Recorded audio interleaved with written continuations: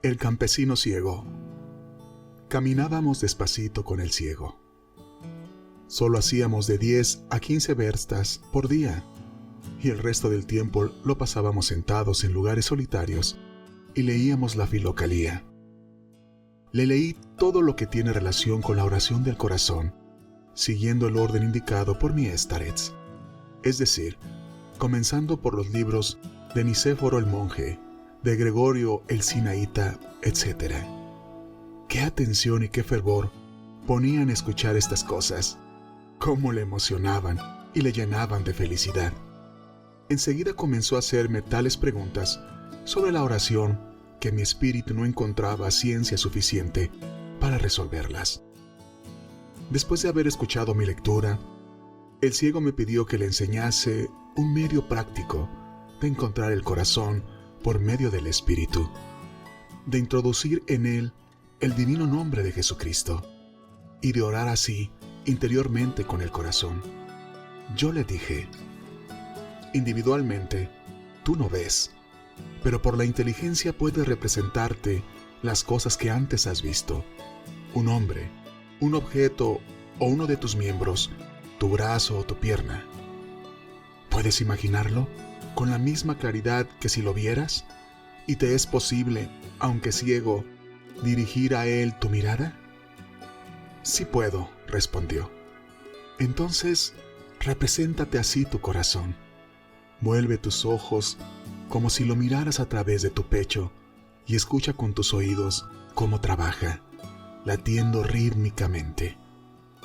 Cuando te hayas acostumbrado a esto, esfuérzate por ajustar a cada latido de tu corazón, sin perderlo de vista, las palabras de la oración, es decir, al primer latido, di o piensa Señor, al segundo, Jesús, al tercero, Cristo, al cuarto, tener piedad, al quinto, de mí, y repite con frecuencia este ejercicio. Esto te será fácil, porque ya estás preparado para la oración del corazón. Después, cuando ya estés habituado a esta actividad, comienza a introducir en tu corazón la oración de Jesús y a hacerla salir al mismo tiempo que la respiración. Es decir, al inspirar el aire, di o piensa, Señor Jesucristo, y al expirarlo, ten piedad de mí. Si lo haces así a menudo y durante mucho tiempo, pronto notarás un ligero dolor en el corazón y luego se producirá en él un calor vivificante. Con la ayuda de Dios, llegarás así a la acción constante de la oración en el interior del corazón. Pero sobre todo, guárdate de cualquier representación o imagen que brote en tu espíritu mientras estés orando. Rechaza todas las imaginaciones, ya que los padres nos ordenan, para no caer en ilusiones, que guardemos al espíritu libre y vacío de toda forma durante la oración. El ciego, que me había escuchado con atención, se ejercitó con gran celo en lo que yo le había enseñado, y por la noche, en la posada, pasó en ello largo rato. Al cabo de 5 días, sintió en el corazón un calor muy fuerte y una indeseable felicidad. Además, tenía grandes deseos de entregarse sin cesar a la oración, que le revelaba el amor que sentía hacia Jesucristo. A veces veía una luz, sin que apareciera ningún objeto. Cuando entraba en su corazón, le parecía ver brotar en él la brillante llama de un cirio, que saliendo afuera, le iluminaba enteramente. Y esta llama le permitía ver hasta objetos lejanos, como sucedió una vez. En una ocasión, atravesamos un bosque, y él estaba silencioso y abstraído en la oración. En esto me dijo: ¡qué desgracia! La iglesia está ardiendo y la torre acaba de caer. No quiero evocar estas vacuas imágenes, le dije yo, porque eso es una tentación. Los sueños hay que rechazarlos cuanto antes. ¿Cómo es posible ver lo que acontece en la ciudad? Todavía estamos a 12 verstas de ella. Obedeció y volviendo a la oración se calló. Hacia el atardecer llegamos a la ciudad y yo pude echar de ver efectivamente muchas casas incendiadas y un campanario que descansaba sobre 2 columnas de madera caído. Por los alrededores, la gente discutía y se admiraba de que al caer no hubiera aplastado a ninguna persona. Por lo que pude entender, la desgracia había ocurrido en el momento preciso en que el ciego me habló en el bosque. Entonces le oí decir: según decías tú, mi visión no era nada, y sin embargo, todo ha sucedido según ella. ¿Cómo no dar gracias y amar a nuestro Señor Jesucristo, que revela su gracia a los pecadores, a los ciegos y a los insensatos? Gracias también a ti, que me has enseñado la actividad del corazón. Yo le respondí: amar a Jesucristo está muy bien, y darle gracias también. Pero tomar cualquier visión como una revelación directa de la gracia, eso no debes hacerlo, pues es cosa que a menudo se produce naturalmente según el orden de las cosas. El alma humana no está enteramente sujeta a la materia, por eso puede ver en la oscuridad, tanto los objetos lejanos como los que están cerca. Pero nosotros no cultivamos esta facultad del alma, sino que la abrumamos con el peso de nuestro pesado cuerpo y con la confusión de nuestros pensamientos distraídos y ligeros. Cuando nos concentramos en nosotros mismos y nos abstraemos de todo lo que nos rodea y aguzamos nuestro espíritu, entonces el alma vuelve completamente sobre sí misma. Opera con toda su energía, y todo esto no es más que una acción natural. Mi difunto Éstares me decía que no solamente los hombres de oración, sino ciertos enfermos o algunas personas especialmente dotadas, al encontrarse en un cuarto oscuro, ven la luz que se desprende de los objetos, notan la presencia de sus dobles y penetran los pensamientos de los demás. Mas los efectos directos de la gracia de Dios durante la oración del corazón son tan deliciosos que no hay lengua humana capaz de describirlos. A ninguna cosa material son comparables. El mundo sensible es cosa muy baja comparado con las sensaciones que la gracia despierta en el corazón. El ciego escuchó con gran atención estas palabras y todavía se hizo más humilde. La oración se iba desarrollando sin cesar en su corazón y le producía un gozo inefable. Mi alma se sentía feliz. Por ese motivo, yo ya daba gracias al Señor, que me había hecho conocer tan grande piedad en uno de sus servidores. Finalmente, llegamos a Tobolsk. Allí le conduje al asilo y después de haberle dicho adiós con gran afecto, volví a mi camino solitario. Un mes entero caminé poco a poco e iba sintiendo cuán útiles no son y cuán bien nos hacen los ejemplos vivos. Leía a menudo la Filocalía, y por lo que en ella leía, me iba confirmando en lo que había dicho el ciego. Sus ejemplos inflamaban mi celo y mi amor al Señor. La oración del corazón me hacía tan dichoso que no pensaba que fuera posible serlo más en la tierra. Y me preguntaba cómo podrían ser mayores que estas las delicias del reino celestial. Esta felicidad no iluminaba solamente el interior de mi alma, también el mundo exterior se me representaba bajo un aspecto encantador, y todo me invitaba a amar y alabar a Dios. Los hombres, los árboles, las plantas, los animales, todo me resultaba familiar, y en todas partes encontraba la imagen del nombre de Jesucristo. A veces me sentía tan ligero, que tenía la impresión de no tener ya cuerpo y de flotar suavemente en el aire. A veces entraba totalmente dentro de mí mismo.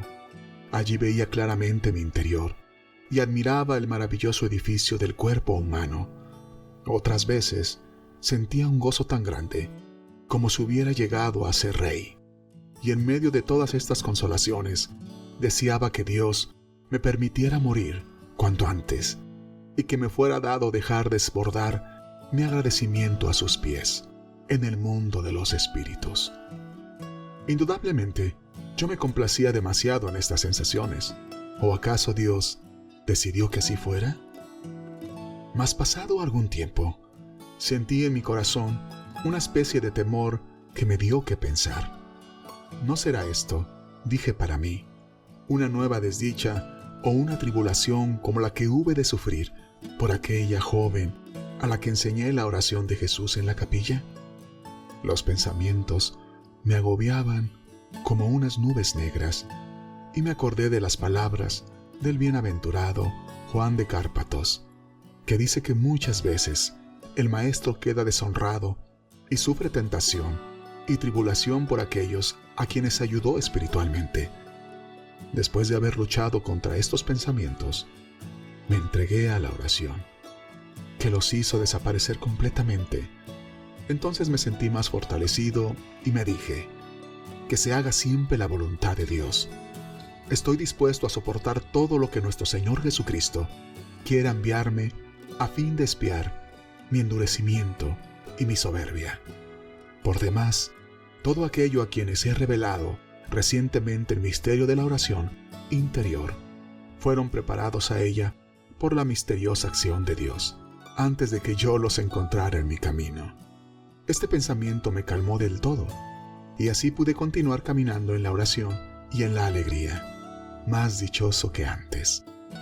Durante 2 días llovió sin cesar, y el camino estaba tan lleno de barro que era un pantano continuo. Caminaba en este tiempo por la estepa, y en 15 verstas no encontré un solo lugar habitado, hasta que al fin, al atardecer, pude ver a lo lejos una posada en el camino, cosa que me llenó de alegría, pensando que al menos allí podría descansar y pasar la noche, y al día siguiente, Dios dirá, ¿acaso mejore el tiempo? La casa de postas. Cuando me fui aproximando a la casa, vi a un viejo con un capote de soldado. Estaba sentado en un declive del terreno delante de la venta y parecía borracho. Le saludé y le dije, ¿a quién puedo pedir permiso para pasar la noche aquí? ¿Quién te podrá dejar entrar sino yo?, gritó el viejo. Yo soy aquí el dueño, soy maestro de postas y aquí se hacen los relevos.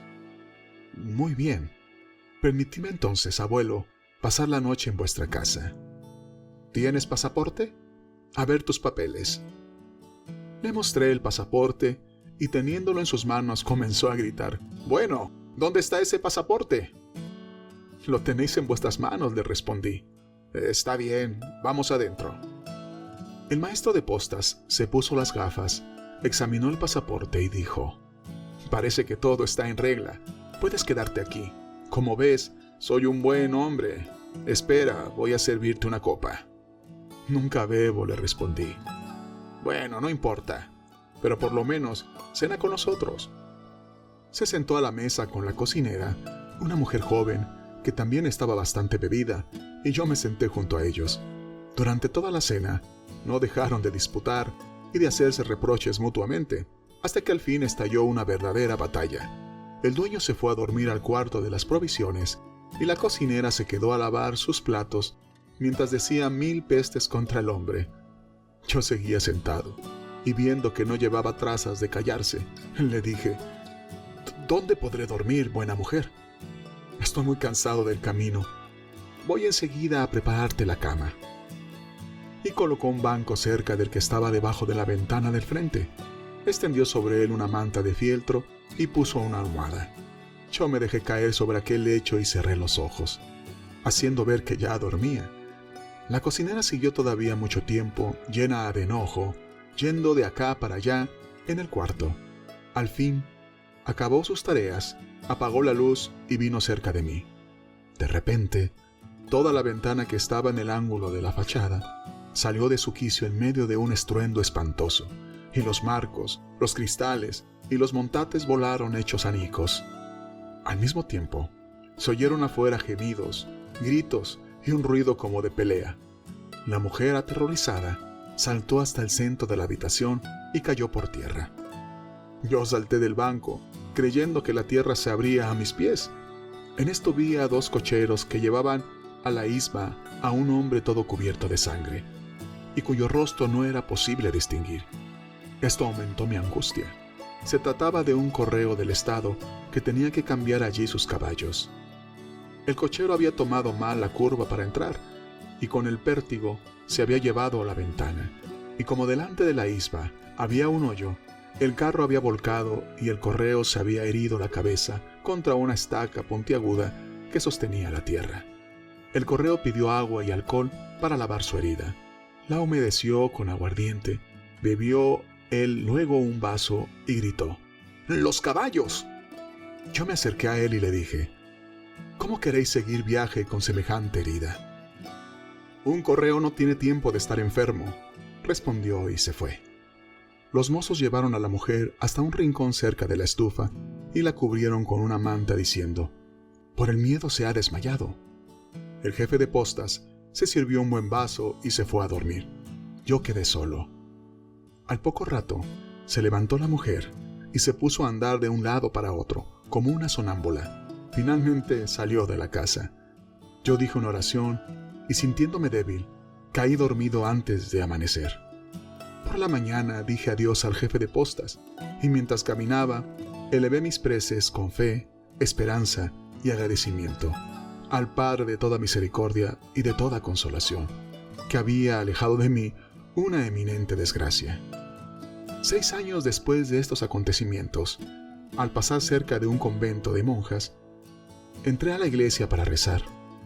La abadesa me recibió amablemente en su casa después del oficio y me hizo servir té. En ese momento, me anunciaron que habían llegado huéspedes de paso. Acudió a saludarme y yo quedé con las monjas que vivían con ella. Viendo una de ellas que me servía el té con mucha humildad, sentí curiosidad y le pregunté: ¿cuánto tiempo hace, hermana, que estáis en el convento? 5 años, me respondió. Cuando me trajeron a este lugar, yo no tenía la cabeza bien, pero Dios tuvo compasión de mí. La madre abadesa me tomó consigo en su celda y me hizo pronunciar los votos. ¿Y cómo habíais perdido el juicio? De un susto. Trabajaba en una casa de postas. Una noche, mientras dormía, los caballos hicieron saltar una ventana y de terror enloquecí. Durante todo un año, mis padres me llevaron por los lugares de peregrinación, pero hasta llegar aquí no recobré la salud. Al oír estas palabras, me alegré en el alma y glorifiqué a Dios, cuya sabiduría hace que todo se torne en provecho nuestro. Un cura del pueblo.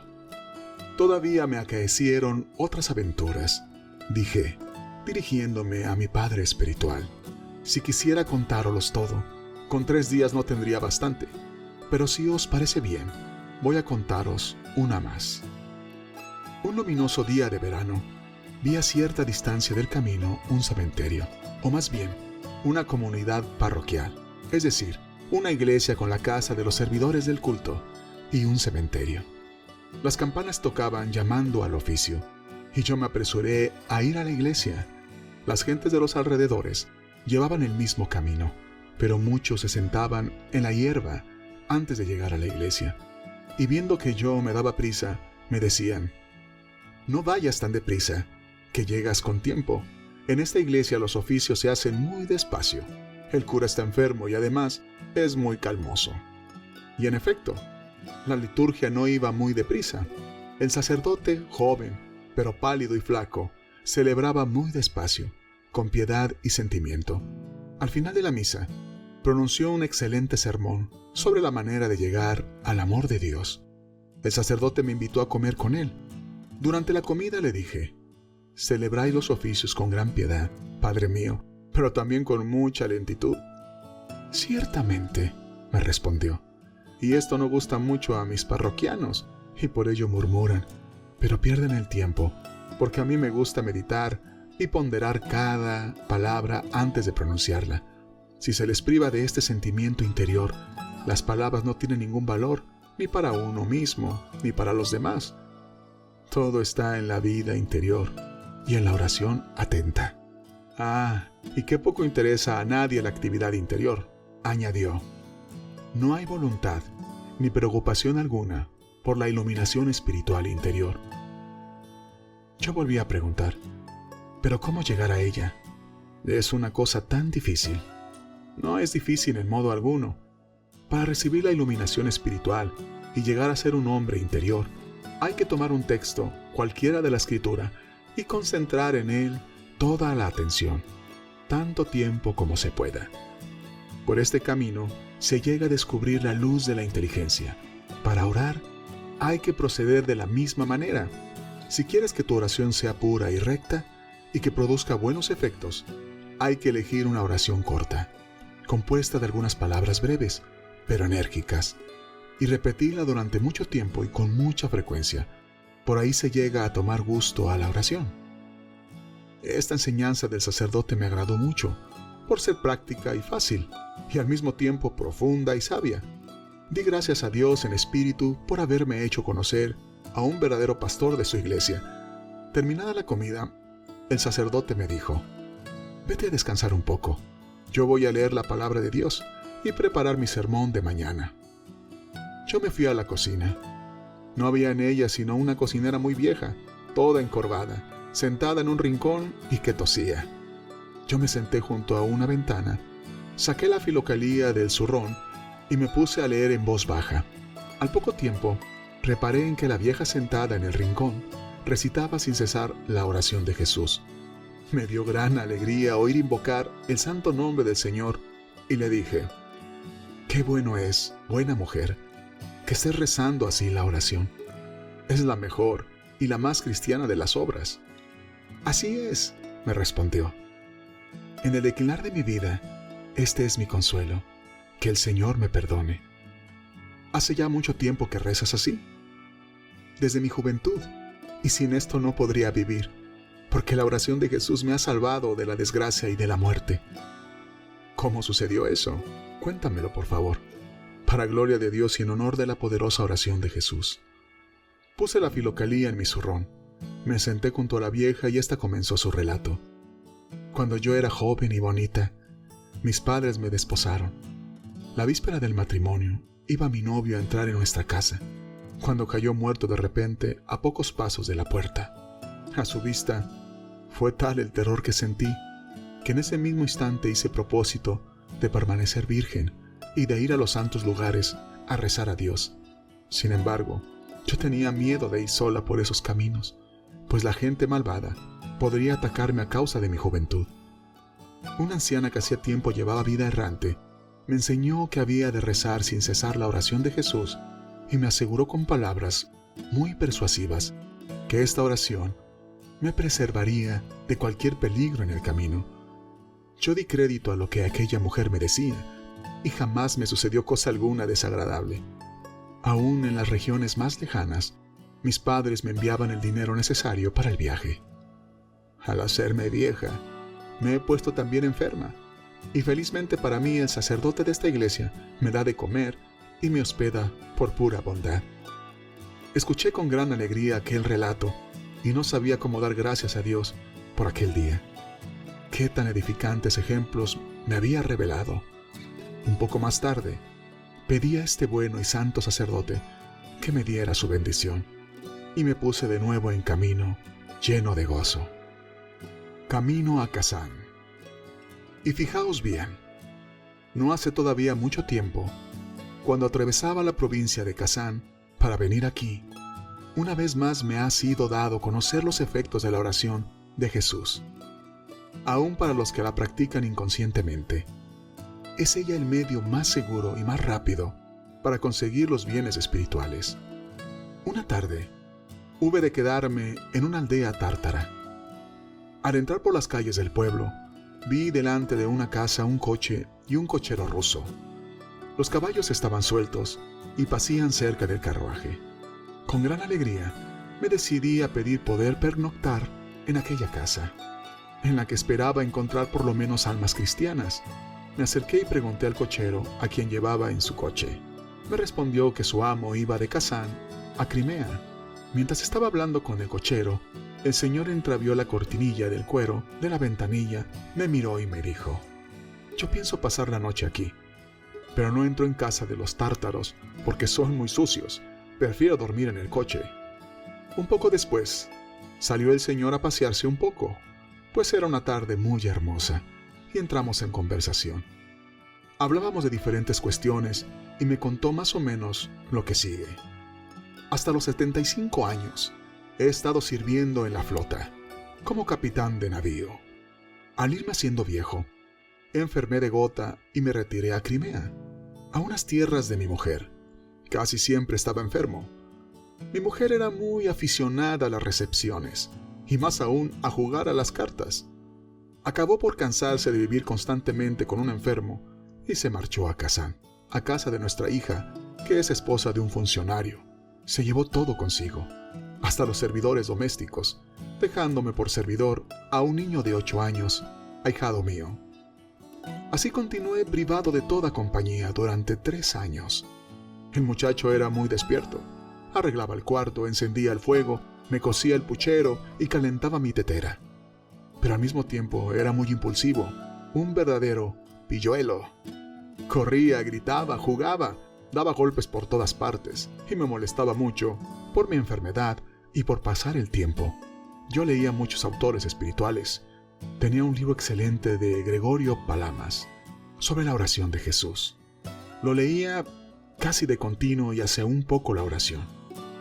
El ruido que armaba el chico me resultaba muy desagradable y ninguna medida ni castigo alguno conseguían de él ninguna enmienda. Acabé por inventar un medio. Le obligué a sentarse en el cuarto de un banquito pequeño, a repetir allí la oración de Jesús. Al principio esta medida le resultaba tan violenta que para no cumplirla callaba. Mas para obligarle a ejecutar mi orden, llevé unas varas a casa. Cuando él rezaba la oración, yo leía tranquilamente o escuchaba lo que él decía, pero en cuanto se callaba, yo le mostraba las varas y temblando de miedo comenzaba de nuevo el rezo. Esto me hacía mucho bien. Por fin en mi casa comenzaba a haber calma y silencio. Pasado algún tiempo, pude ver que ya no era necesario la amenaza de las varas. Ejecutaba mi orden con gusto y mucha alegría. Más tarde, su carácter cambió completamente. Empezó a ser suave y tranquilo, y cumplía mucho mejor con los trabajos domésticos.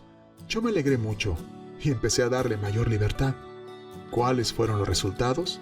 Pues que se habituó tan bien a la oración que la repetía sin cesar y sin que yo tuviera que obligarle a ello en modo alguno. Cuando le hablaba de ello, me respondía que sentía unos deseos irrefrenables de recitar la oración. ¿Qué sientes cuando rezas? Nada especial, pero me siento bien cuando rezo la oración. ¿Pero cómo? ¿Bien? No sé cómo explicarlo. ¿Te sientes alegre? Sí, me siento alegre. Tenía 12 años el muchacho cuando estalló la guerra de Crimea. Yo partí para Kazán y lo llevé conmigo a casa de mi hija. Allí lo instalamos en la cocina con los otros domésticos y se sentía muy desdichado porque estos pasaban el tiempo entreteniéndose o jugando y también burlándose de él, sin dejarle ocuparse en la oración. Pasado 3 meses, vino a buscarme y me dijo: «Me voy a casa. No puedo aguantar esta vida de tanto barullo». Yo le respondí: «¿Cómo quieres irte tan lejos? ¿Solo y en pleno invierno? Espera hasta que yo me vuelva y te llevaré conmigo». Al día siguiente el muchacho había desaparecido. Enviamos a buscarle por todas partes, pero todo fue inútil. Al fin, un buen día recibí una carta de Crimea. Los encargados de la casa que tengo allí me anunciaban que el 4 de abril, el día siguiente de la Pascua, habían encontrado al chico muerto en la casa solitaria. Lo encontraron tendido en el suelo, en mi cuarto, las manos cruzadas sobre el pecho, su sombrero debajo de la cabeza, y con el pobre vestido que siempre llevaba encima y con el que había oído. Lo enterraron en mi jardín. Al recibir esta noticia, yo quedé admirado de la rapidez con la que había llegado hasta allí. Había partido el 26 de febrero y el 4 de abril lo encontraron muerto. 3000 verstas en un mes. Apenas las puede hacer un caballo, pues son 100 verstas al día. Además, con muy poca ropa, sin pasaporte y sin una moneda. Aún en el supuesto de que encontrara un carruaje que lo hubiera llevado, esto no habría podido acontecer sin intervención divina. Por donde se echa de ver que mi pequeño criado encontró el fruto de la oración, mientras que yo, al final de mi vida, todavía no he podido llegar tan alto como él. Dije yo entonces al Señor: Ese excelente libro de Gregorio Palamas, que vos habéis leído, yo lo conozco, pero en él se habla más bien de la oración oral. Deberíais leer este otro libro que se llama La Filocalía, en el que encontraréis la completa enseñanza de la oración de Jesús en el espíritu y en el corazón. Y al decir esto, le enseñé la Filocalía. Escuchó mi consejo con alegría y respondió que iba a adquirir el libro. Dios, qué bondad, me dije yo. Qué maravillosos efectos del poder divino se descubren por esta oración. Qué edificante y profundo es este relato. Las varas enseñaron la oración a este muchacho y le dieron la felicidad. Las desgracias y tristezas con que nos encontramos, ¿qué otra cosa son sino las varas de Dios? ¿Por qué temer? Pues cuando la mano de nuestro Padre Celestial nos amenaza con ellas, Él está siempre lleno de infinito amor para nosotros. Y estas varas nos enseñan a orar con mayor fervor y nos conducen a la dicha inefable. Aquí di fin a mis relatos y dije a mi Padre espiritual: perdonadme, en nombre de Dios. He hablado mucho y los padres enseñan que una conversación, aún espiritual, es solo vanidad si se prolonga demasiado. Ya es tiempo de ir a buscar de nuevo al que me ha de acompañar a Jerusalén. Rogad por mí, pobre pecador, a fin de que el Señor, en su misericordia, haga que todo me suceda bien en mi peregrinación. Así te lo deseo con todo mi corazón, amado hermano en el Señor. Me respondió: que la sobreabundante gracia de Dios ilumine tus pasos y te acompañe en tu camino como el ángel Rafael acompañó a Tobías.